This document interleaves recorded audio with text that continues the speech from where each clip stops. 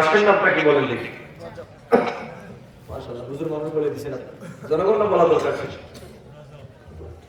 রজব রজব চাঁদের 26 তারিখ দিবাগত রাতে একটা ঘটনা আছে, এটা জানেন না? কেউ তো বলতে পারলেন না। মেরাজ, মেরাজুন নবী সাল্লাল্লাহু আলাইহি ওয়াসাল্লাম। আমার নবীকে আল্লাহ পাক মেরাজের মধ্যে দিলেন। নবীজি যখন মেরাজ থেকে চলে আসবেন, আল্লাহ পাক বলেন, ওগো হাবিব, আল্লাহ তো আপনাকে দুনিয়ার কোন নবী রাসূলকে আনে নাই, আপনি বলুন তো আপনার কি কোনো চাওয়া আছে নাকি? আমার কাছে কোনো দাবি আছে? আলীর চরের জনগণ শোনেন, আল্লাহ হাবিব তখন বললেন, রব্বুল আলামিন, তোমার দরবারে আমার জাগতিক কোনো চাওয়া নাই, একটা চাওয়া আছে গো মাবুদ। সহিহ মুসলিমের বর্ণনা এসেছে, আল্লাহর হাবিব বললেন, রব্বুল আলামিন, তোমার দরবারে চাই তুমি আমার গুনাহগার উম্মতগুলোকে বিনা হিসাবে maaf করে দিবা। গর করে বলেন সুবহানাল্লাহ। কি চাইছেন? যে আমার উম্মতগুলোকে বিনা হিসাবে maaf করে দিবা। না, বিনা হিসাবে maaf করা এক জিনিস, আর হিসাব ছাড়া maaf বাজারে কি কথা বলেন না। maaf এক জিনিস, আর কোন কৈফিয়ত না চায় maaf করা আরেক জিনিস। কথা বল ঠিক না? কোর্টে বিচার, বাদী বিবাদী উভয়ের জেরার মাধ্যমে আসামি দেওয়া হয়, জেল জরিমানার পরেও তারে মাফ করা হয়। আরেকটা আছে, তারে বেকসুর হালাত দেওয়া হয়। তো দুইটার মধ্যে কি বেশ সমাজ ছেড়ে নাই? একটা হচ্ছে কি হাজত খাটার পরে মাফ, আরেকটা হচ্ছে বিনা হাজতে মাফ। তো নবীজি যে চাইলেন, বলছেন, আল্লাহ আমার উম্মতকে আপনি বিনা হিসেবে মাফ করেন। শোনেন, তাকওয়া অর্জন কেন দরকার, আর আমল ভালো আমল করা কেন দরকার? এবার আল্লাহ পাক আমার নবীকে বললেন, ওগো হাবিব, আল্লাহ পাক আমার বন্ধু সাথে আমাদের ব্যাপারে বলেই দিয়েছেন, উম্মাতুন মারহুমাতুন মাগফুরা। নবী গো আমার, ওয়ালিদ চরের জনগণ, আজকে যেহেতু দুই একটা কথা বলে যাই, কথাগুলো মনে রাখবেন। জীবনে যদি কোনোদিন না আসে, কথাগুলো মনে রাখবেন। আল্লাহ পাক আমার আপনার মর্যাদা মাকাম আল্লাহ পাক কত দিয়েছেন, আমরা নিজেদের নাম জানি না। আমরা তো শয়তানের ধোঁকায় পড়ে, কুমন্ত্রণায় পড়ে আমরা নাফরমানিতে লিপ্ত থাকি। কিন্তু আমাদের কত বড় মর্যাদা, আলিশ্বরের জনগণ শুনেন, আমাদের কত বড় মাকাম আমার আল্লাহ পাক দিয়েছেন। উম্মতে মুহাম্মাদীর জন্য আল্লাহ পাক আমার নবীর সাথে ঘোষণা করে দিয়েছেন, মেরাজের রাতে নবী গো আমার, আমি আল্লাহ পাক আপনাকে বন্ধু বলে ঘোষণা করলাম, আর আপনি বন্ধুকে আমি উম্মত দিলাম। আপনি বন্ধুর একটা দাবি আমি পূরণ করবো না, সেটা হতে পারে না গো নবীজি আমার। এই জন্য আমি আল্লাহ আজকে আপনার উম্মতদেরকে অগ্রিম ক্ষমার শুভ সংবাদ দিয়ে দিলাম। অগ্রিম ক্ষমা, কথা বলেন, অগ্রিম কথা বলেন না, অগ্রিম অগ্রিম ক্ষমাটা কিভাবে হয় শুনুন। এজন্য এক হাদিসে এসেছে, নবীজি বলেন, উম্মতি উম্মাতুন মারহুমাতুন। ও আমার সাহাবীরা, আমাকে আল্লাহ পাক এমন এক প্রকারের উম্মত দিয়েছেন, যে উম্মতের নাম হলো উম্মতে মারহুমা, মানে মারহুম।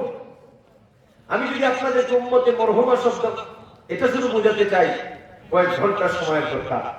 শুধু সংক্ষেপে বলি আপনাদের, এই যে মারহুম, আমি একটা প্রশ্ন করি আপনাদের থেকে, কথা আমার শুনতেছেন? কথা বোঝা যায় আপনাদের? আলিশ্বরের জনগণ আমাকে একটা জবাব দিবেন। এই যে আপনার মসজিদের মধ্যে মনে করেন আপনার এই মহল্লার কোন একজন ব্যক্তি মারা গেল, ইমাম সাহেব হুজুরকে গিয়ে বলবেন, হুজুর একটা আপনি অ্যানাউন্সমেন্ট করেন, মানে আপনি ঘোষণা দিয়ে দেন। তখন ইমাম সাহেব হুজুর বলেন, ইন্না লিল্লাহি ওয়া ইন্না ইলাইহি রাজিউন। আলিশ্বর নিবাসী, এই কথা নাই ভাই, কথা বলবেন একটু শুনো। এবার ইমাম সাহেব কি বললেন? মুয়াজ্জিন সাহেব তিনি ঘোষণা করতেছেন, ইন্না লিল্লাহি ওয়া ইন্না ইলাইহি রাজিউন। আলিশ্বর নিবাসী অমুকের পুত্র অমুক গত রাত ৮ ঘটিকার সময় তিনি ইন্তেকাল করেছেন। মরহুমের জানাজার নামাজ আগামীকাল সকাল 10:30টার সময় অনুষ্ঠিত হবে। কথা বলেন, এইরকম ঘোষণা আপনাদের সমাজে হয় কিনা? আচ্ছা বলবেন, তাড়াতাড়ি বলেন, হয় কিনা? কার নামাজের জানাজা? মরহুমের জানাজার নামাজ।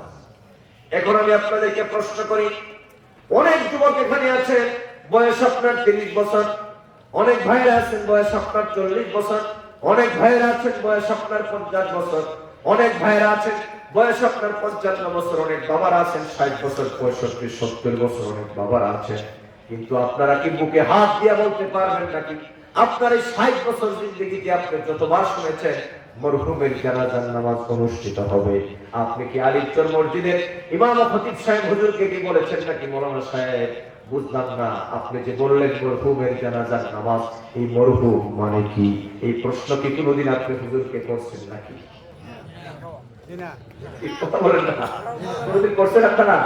আপনার মাইন্ডে আছে, মানে আপনার চিন্তায় আসে নাই, বা আপনি করেনও নাই।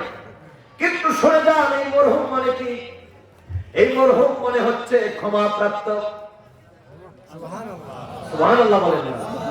নবীজি বলেন উম্মতি উম্মাতুন মারহুমাতুন, আমাকে আল্লাহ এমন এক মহামর্যাদাশীল উম্মত দান করেছেন যে উম্মতগুলোর ব্যাপারে আল্লাহ অগ্রিম ক্ষমার শুভ সংবাদ আমার সাথে ওয়াদা করেছেন। সুবহানাল্লাহ বলো। তার মানে মেরাজের রাতে আল্লাহ পাক আমার দয়াল নবীকে এই জমিন থেকে আল্লাহ পাক প্রথম দ্বিতীয় তৃতীয় চতুর্থ পঞ্চম ষষ্ঠ সপ্তম আসমান পাড়ি দিয়া সিদরাতুল মুনতাহা, সেখান থেকে আরশে আজিমের উপরে নিয়ে আল্লাহ পাক তার বন্ধুর কাছে জানতে চান, নবী গো আমার, আপনার কি কোনো জিনিস চাওয়ার আছে নাকি? নবীজি তখন ধন চান নাই, সম্পদ চান নাই, কিছুই চান নাই, বলেছেন আল্লাহ আমার উম্মতগুলোকে মাফ করে দাও। আল্লাহ পাক বললেন হাবিব আমার, এখন থেকে নিয়ে কিয়ামত পর্যন্ত যত উম্মত আসবে আপনি নবীর খাতিরে আমি আল্লাহ সকলকে অগ্রিম ক্ষমার ঘোষণা দিয়ে দিলাম। ও যুবকরে শুনে যাও, তাহলে বুঝাও আমাদের তো অগ্রিম ক্ষমার ঘোষণা আছে। এবার আল্লাহ যেন হাসরের ময়দানে আমাদেরকে যেন আল্লাহ পাকের দরবারে আটকিতে না হয়, মালিকের দরবারে বিচারের কাজ করায় যেন আমাদের দাঁড়াতে না হয়। এজন্য নবীজি বলেছেন, তোমরা যারা ঈমানদার তোমরা নামাজ পড়বা, রোজা রাখবা, আল্লাহ যাদেরকে তৌফিক দিয়েছেন হজ আদায় করবা, ভালো আমলগুলা করবা, ক্ষুদ্র ক্ষুদ্র আমলই হোক না কেন, আমলের খাতার মধ্যে একটু সাইন যেন তোমার থাকে, ওই আমলগুলা তুমি করবা। কারণ আল্লাহ পাক হাসরের ময়দানে আমার কোন উম্মতকে আটকাবেন না। উম্মতে মুহাম্মাদী ঈমানদারদের মধ্যে তিনটা ভাগ হয়ে যাবে। বুখারীর বর্ণনা এসেছে, প্রথম ভাগকে আমার আল্লাহ কোনো প্রশ্নই করবেন না। যারা মুত্তাকি পরহেজগার নবী প্রেমিক তাদেরকে আল্লাহ বিনা প্রশ্নে বৃষ্টির গতিতে পুরসিরাত পার করায়া নবীজির শাফাত দিয়ে আল্লাহ জান্নাতুল ফেরদাউস দিয়ে দিবেন। তাদের কোনো প্রশ্নই হবে না। দ্বিতীয় নম্বরের প্রশ্ন হলো নবীজির শাফাত পাবে, তাদের আসামি হবে। তৃতীয় নম্বর, পৃথিবীতে যারা ঈমান এনেছে, ঈমান তার ঠিক কিন্তু আমল করে নাই। কথা বলেন আছে না নাই? ঈমান তার ঠিক মানে আল্লাহ রাসূলের বিরুদ্ধে কেউ বললে বাড়ি গিয়ে মাথা ফাটাই দিব, কিন্তু মসজিদও যায় না। কথা বলেন আছে না নাই? এমন লোক আছে না নাই? মানে আল্লাহ রাসূলের বিরুদ্ধে বললে হ্যাঁ দরবার লাগাই দিবে, কিন্তু রোজা রাখে না।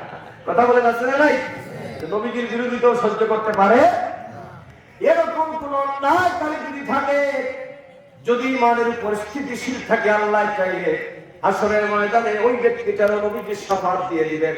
নবীজি বলেছেন, শাফাতি লি আহলিল কাবাইর মিন উম্মতি, আমার উম্মতের ঈমানদার যারা ঈমান এনেছে, ঈমানের বেলায় তার কোনো সমস্যা নাই কিন্তু আমল করতে পারে নাই, ওই সমস্ত গোলামগুলা যেন চিরস্থায়ী জাহান্নামের মধ্যে না থাকে। কিছু আযাব হওয়ার পর, কিছু শাস্তি পাওয়ার পর আমি রাসূলুল্লাহ তার পাপের পরিমাণ শাস্তি যখন হয়ে যাবে, এরপরে আমি রাসূলুল্লাহ তাকে শাফাআত করে করে তাদেরকে আমি আল্লাহ জান্নাতে পৌঁছায় দিব।